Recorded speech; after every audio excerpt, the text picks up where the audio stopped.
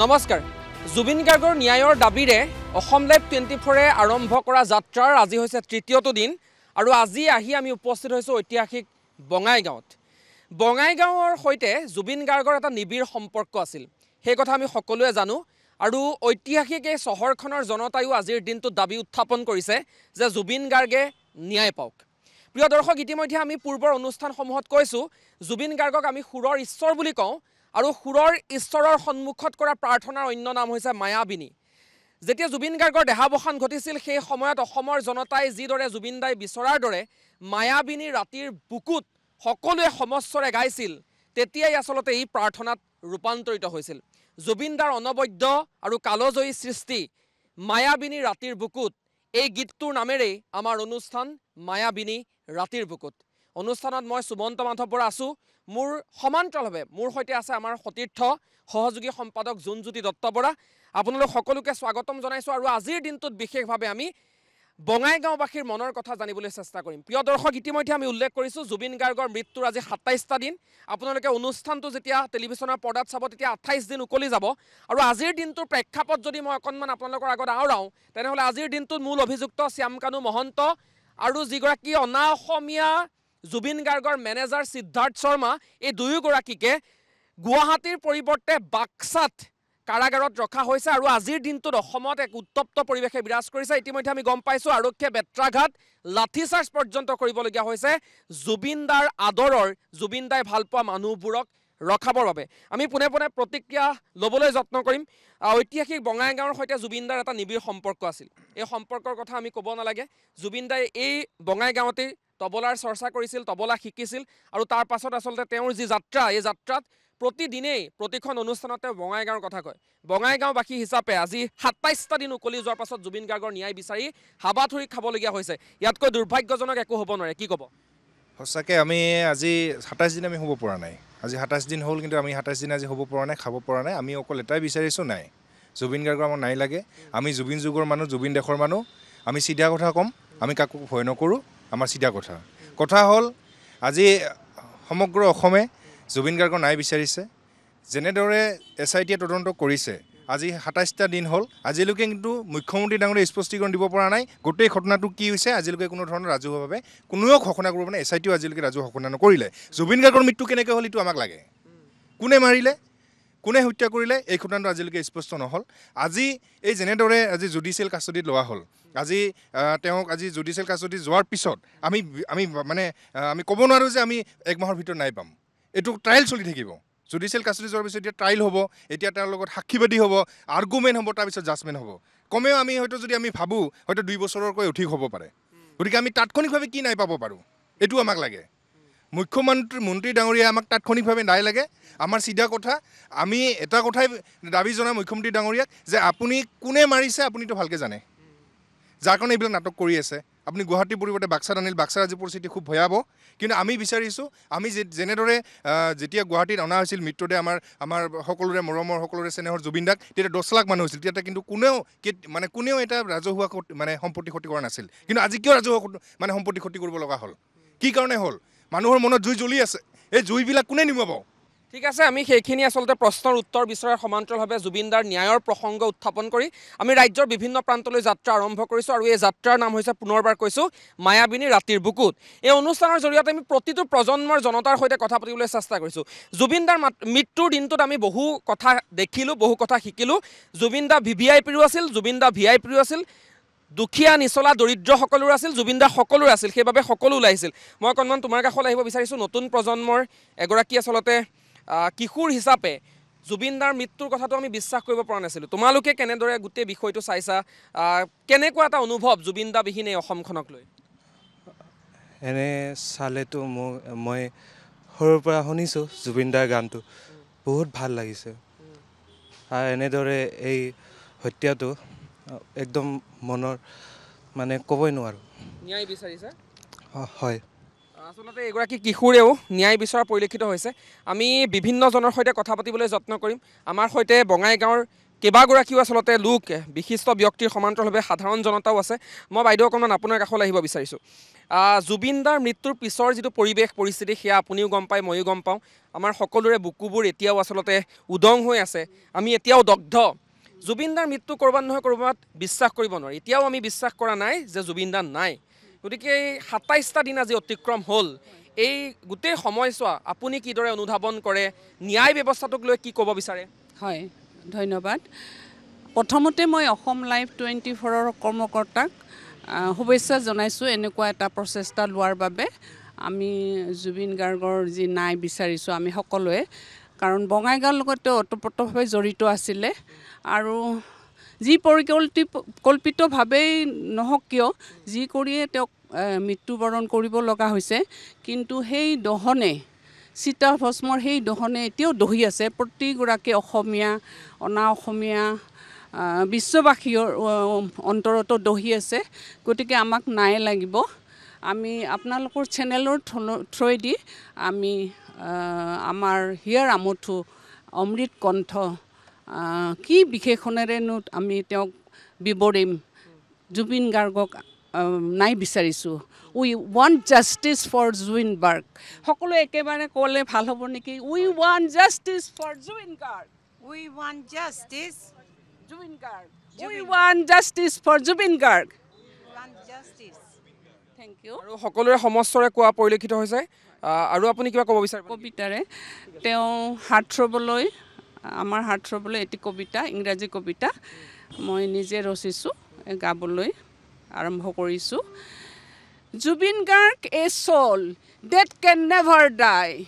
Zubin Garg a guide for the straight young folks. Zubin Garg an encouraging soul with divine lyrics, with a golden heart for helpless, destitute people.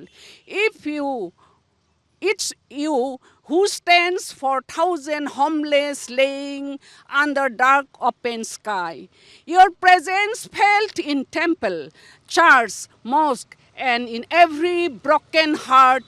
A bright sun with silver sunshine, touching the nature with your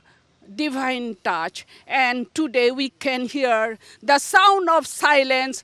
from tiny insects, birds, and animals. Now we can hear the sounds of silence from tiny insects, birds, and animals, which echoes as a prayer. The one you sang with divine music. Maya bini dharar bukut,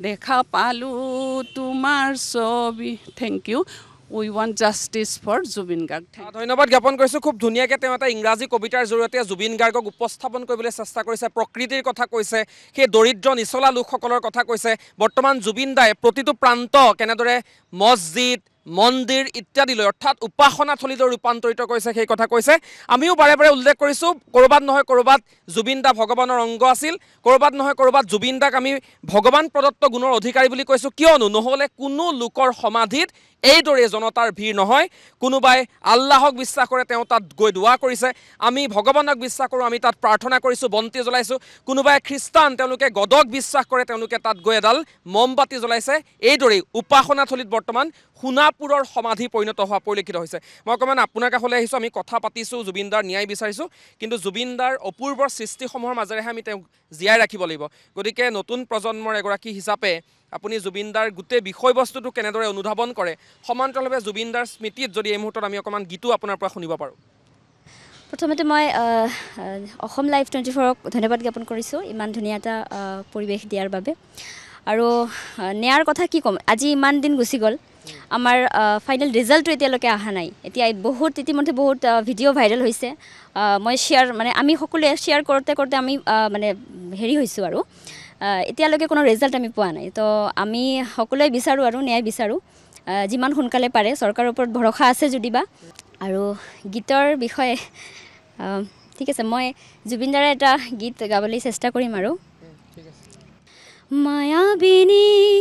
ৰাতিৰ বুকু দেখা পালো তোমাৰ ছবি, ধৰা দিলা গোপনে আহি হিয়াৰ কোণত তুমি যে মোৰ শুকান মনৰ নিয়ৰৰে চেঁচাটো পাল নামি অহা ৰ'দৰে নৈ মোৰ দেহত প্ৰতিপুৱা ধুমুহাৰ সতে মোৰ বহু যুগৰে নাচোন এন্ধাৰো সঁচা মোৰ বহু দিনৰে আপোন নিজানত গান মোৰ শেষ হ'ব ভাবোঁ তোমাৰ বুকুত প্ৰতি শৰতৰ প্ৰভাতে ফুৰে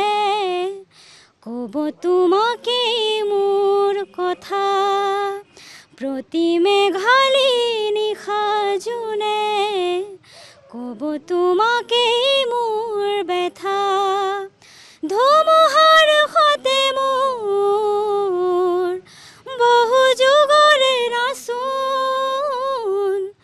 এন্ধাৰো সঁচা মোৰ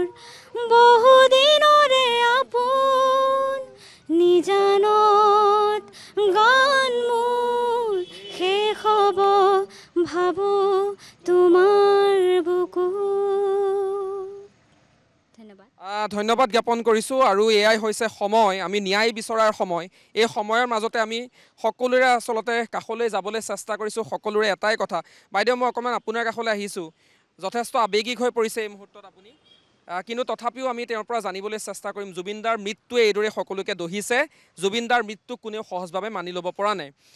আপুনি এতিয়া আৱেগিক হৈ পৰিছে আমিও আৱেগিক আমি যিদিনা এই খবৰটো দিব লগা হৈছিল আমি কান্দি কান্দি বাতৰি পৰিৱেশন কৰিছিলোঁ তাৰ মাজতো এই গোটেই আজি ২৭টা দিন আমি জুবিনদাৰ ন্যায়ৰ বাবে লাগি থাকিব লগা হৈছে মই কি ক'ম এতিয়া ঘটনাটো শুনাৰ পৰা কান্দিয়ে আছোঁ কেৱল কান্দিয়ে আছোঁ মই বাইদেউৰ সৈতে অকণমান পিছত পাতিম এই সময়খিনিৰ কাৰণে মই একচুৱেলি এই গানটো মই গাব নোৱাৰোঁ গান শুনাও নাই আৰু মই এই গানটো যে গাব নোৱাৰি বহুত দুখ লাগে এই গানটো গালে তথাপিতো মই কওঁ যে জুবিন দা এনেকৈ অকস্মাত হেৰাই যাব আমি ভবা নাছিলোঁ কেতিয়াও আৰু এই যে অকস্মাত গ'লে এই সত্যটো আমাক লাগে কেনেকৈ গ'ল আমি জানিব লাগিব নহ'লে আমি চিৰজীৱন নিজক আমি ধিক্কাৰ দি থাকিম যে আমি ইমান আমাৰ প্ৰাণৰ দাদা আমাৰ কেনেকৈ গ'ল আমি সেই সত্যটোকে আমি নাজানিলোঁ গোটেই যুগ যুগ ধৰি অসমৰ ইতিহাসে সেইটোকে কৈ থাকিব যে তহঁতে ইমান ভাল পাইছিলি তহঁতে সেইটোকে নাজানিলি বেছি নকওঁ মই প্ৰিপেয়াৰ নহয় প্লিজ আৰু এয়াই হৈছে পৰিৱেশ এয়াই হৈছে অসমীয়াৰ মনৰ ভাষা এয়াই হৈছে অসমীয়াৰ মনৰ কথা আৰু সকলোৱে এইদৰে আচলতে জুবিনদাৰ ন্যায়ৰ প্ৰসংগ মায়াবিনী শুনাৰ পাছত সকলোৰে বুকুবোৰ দগ্ধ হয় আমি এইদৰে কান্দি পেলাওঁ কিন্তু ক'ৰবাত নহয় ক'ৰবাত গোটেই ন্যায় প্ৰক্ৰিয়াটোক লৈ কিছু লোকে মন্তব্য কৰিব বিচাৰিছে কোনোবাই ৰাজনীতিৰ কথা কয় কোনোবাই আন আন ভাষাৰ কথা কয় গতিকে গোটেই প্ৰক্ৰিয়াটোক লৈ আপুনি কি ক'ব বিচাৰিব চাওক অসমৰ ৩,৫০,০০,০০০ মানুহৰ ঘৰে ঘৰে চাকি জ্বলিছে জুবিন গাৰ্গৰ যিদিনাখন মৃত্যুহে আজিলৈকে আৰু গণেশগুৰিৰ